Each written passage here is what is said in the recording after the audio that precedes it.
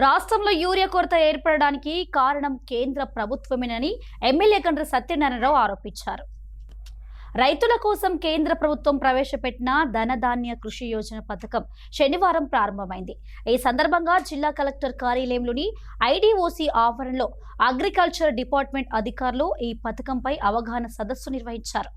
ముందుగా ఈ పథకంపై ప్రధాని నరేంద్ర మోడీ మాట్లాడిన సందేశాన్ని ఎల్ఈడీ స్క్రీన్ ద్వారా తిలకించారు. కాగా ఈ కార్యక్రమానికి భూపాలపల్లి ఎమ్మెల్యే గండ్ర సత్యనారాయణరావు హాజరయ్యారు. ఈ సందర్భంగా అగ్రికల్చర్ అధికారులకు పలు సూచనలు చేశారు. నియోజకవర్గంలో రైతులకు యూరియా కొరతలు లేకుండా చూడాలని ఆదేశించారు. ఈ కార్యక్రమంలో జిల్లాలోని వ్యవసాయ శాఖ అధికారులు పాల్గొన్నారు. ఈ దేశ రైతాంగానికి ధనధాన్య కృషి యోజన మిషన్ ప్రోగ్రాం కింద ఈరోజు రైతులకు ఉపయోగపడేటువంటి వస్తువులను ఇవ్వాలని రాష్ట్ర ప్రభుత్వం 40%, అదేవిధంగా కేంద్ర ప్రభుత్వం పర్సెంటేజ్తోని చెప్పి ఈరోజు రాష్ట్ర రైతాంగానికి కనీసం పంటల మీద ఇన్సూరెన్స్ చేయకుండా రైతు బీమా కానీ రైతులను నిర్లక్ష్యం చేసేటువంటి పరిస్థితిలో ఉండకుండా ఏదైతే చెప్పిన మాట అమలయ్యే విధంగా ఉండాలని నేను కోరుతున్న శాసనసభ్యునిగా. ఈరోజు ఈ కేంద్రంలో కేంద్ర ప్రభుత్వం ఇచ్చేటువంటి యూరియా ఈరోజు భారతదేశంలో ఎక్కడ లేని విధంగా ప్యాడీ ప్రొక్యూర్మెంట్ వరి పంట పండించేటువంటి మొదటి రాష్ట్రం తెలంగాణ రాష్ట్రం. స్వతంత్రం వచ్చిన కాడి నుంచి కూడా ఈ వానకాలం పంట మేడిగడ్డ సుందిల అన్నారం ప్రాజెక్టు లేకుండా గత కాంగ్రెస్ ప్రభుత్వంలో కట్టిన ప్రాజెక్టుల వల్ల వర్షాకాలం కూడా ఎక్కువ పడడం వల్ల ఈ తెలంగాణ రాష్ట్రంలో భారతదేశ చరిత్రలోనే ఎక్కువ % మొదటి రాష్ట్రం వరి పండించినటువంటి రాష్ట్రం.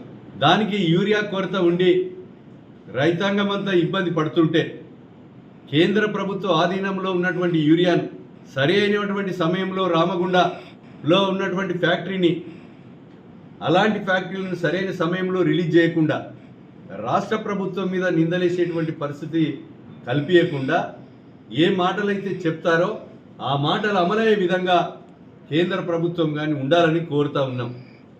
ఈరోజు రిలీజ్ అయినటువంటి ప్రధానమంత్రి ధనధాన్య కృషి యోజన మిషన్ పప్పు ధాన్యాలు ఎవరైతే ఉన్నాయో అవన్నీ కూడా సక్రమంగా జరిగే విధంగా ఉండాలని ఈ సందర్భంగా నేను తెలియజేస్తూ రైతాంగానికి ఎలాంటి లోటు లేకుండా, పక్షపాతం లేకుండా, రాజకీయాలు లేకుండా రైతులకు కావాల్సినటువంటి ఏదైతే పరికరాలు కానీ ఈరోజు ఎరువుల కొరత కానీ అదేవిధంగా పురుగు మందుల విషయంలో కానీ నేనొకటే కోరుతున్నాం, రైతులు వాడుకునే ప్రతి వస్తువు మీద కూడా GST ఎత్తివేయాలని.